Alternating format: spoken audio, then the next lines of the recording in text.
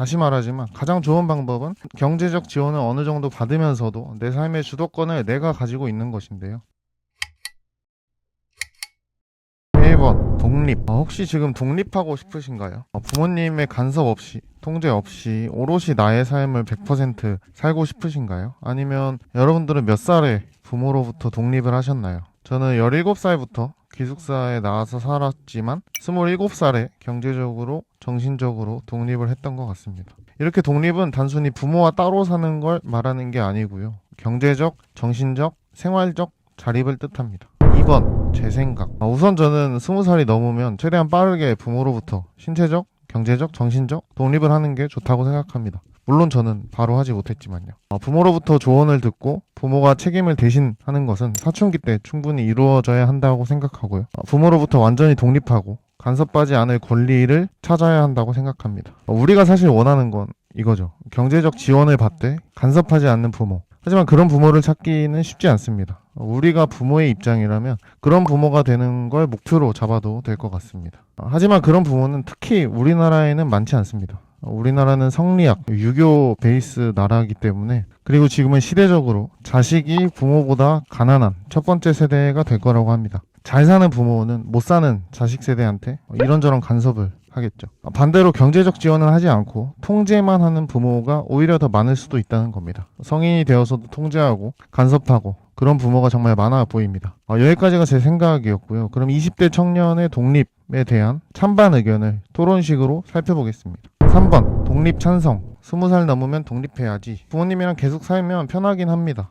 하지만 그게 꼭 좋은 것만은 아닙니다. 혼자 살면서 책임감도 키우고 자립심도 키우고 의사결정도 할 줄 알고 스트레스에도 대처하고 많은 걸 배울 수 있습니다. 부모가 자식을 과보호하게 되면 자식은 불안장애, 우울증 등의 정신적 문제를 2배 이상 보일 수 있다고 합니다. 결국에는 우리가 직접 세상을 경험하고 부딪혀야 하는데 부모님이랑 계속 살면서 그걸 피하면 발전할 기회조차 없는 겁니다. 4번, 독립 반대. 경제적으로 가능한가? 굉장히 이상적인 생각입니다. 하지만 현실적으로 독립이 쉬운 게 아닙니다. 집값은 비싸고 생활비에 취업도 어렵고 취업해도 월급이 적습니다. 부모 지원 없이 20대 청년이 버티기에는 요즘 사회가 너무 힘듭니다. 돈이 없는데 무작정 독립하면 월세 내기 바쁘고 빨래하고 요리하고 공부할 시간이 없습니다. 오히려 부모의 지원을 받으면서 천천히 기반을 다지는 게 더 나을 수도 있습니다. 5번, 독립 찬성. 경제적 독립은 간섭이 따라온다. 부모님의 돈을 받으면 부모님의 간섭도 감수해야 합니다. 부모 입장에선 20살 넘은 성인에게 돈을 줬고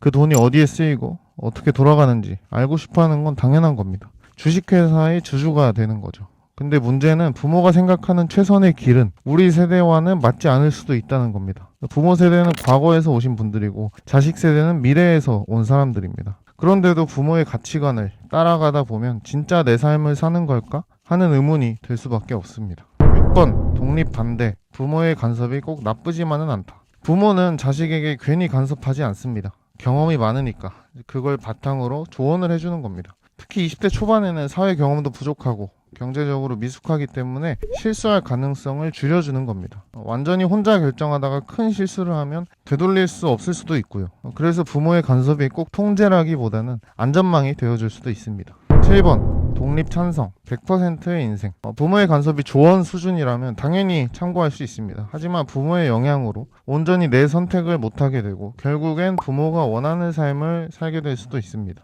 부모가 실수를 막아줄 수도 있지만 내 실수를 통해 배우는 것은 결국 내 자산이 될 수 있습니다. 부모 울타리에서 벗어나서 세상을 100% 온전히 경험하고 배우는 삶은 그렇지 않은 삶과 크게 차이가 날 겁니다. 8번, 독립 반대. 가족관계. 독립 찬성하는 쪽은 경제적 지원을 받으면 간섭을 감수해야 한다는 논리인데요. 근데 가족관계가 단순히 경제적인 이해관계로만 이루어진 건 아니라고 생각합니다. 부모님은 단순히 돈을 주면서 통제를 하려고 하는 게 아니라 진짜 자식이 잘 되길 바라는 마음에서 걱정을 하는 겁니다. 그리고 부모와의 관계는 정서적으로도 중요합니다. 경제적 독립을 위해 관계를 희생하는 게 과연 맞는 선택일까요? 9번, 독립 찬성. 제 생각. 저는 부모로부터 경제적, 정신적 독립을 하기 위해서 부모와의 관계가 조금 안 좋아지는 걸 감수했습니다. 그런데 내 삶을 100% 책임지고 사는 것과 부모의 지원과 간섭을 받으면서 관계를 유지하는 것, 이 둘 중에 하나를 선택해야 한다면 저는 이제 100%의 삶을 선택을 했습니다. 이 부분에서는 사람들마다 생각이 다를 수 있습니다.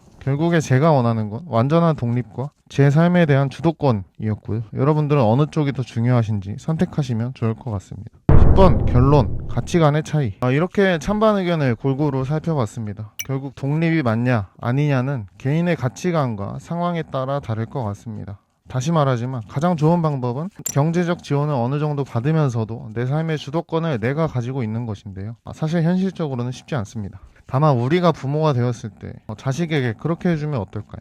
사춘기 때 독립적으로 생각하고 판단하게 해주는 겁니다. 실패할 기회를 충분히 주고 부모가 안전망이 되어서 책임을 져주는 겁니다. 청소년이 된 자녀는 하숙생처럼 대하라고 했습니다. 그래서 청소년기에 준비를 잘해서 성인이 되어서는 부모에게 의존하지 않고 자신의 인생을 본인이 주도적으로 살아갈 수 있도록 키워주는 겁니다. 근데 사실 벌써 자식 생각을 할 겨를도 없죠. 그래서 결국에 중요한 건 내 삶의 주도권인 것 같습니다. 독립을 하든 안 하든 선택은 내가 하는 것이고요. 제 영상을 보시면서 이런저런 생각을 하셨길 바라면서 마치겠습니다. 감사합니다.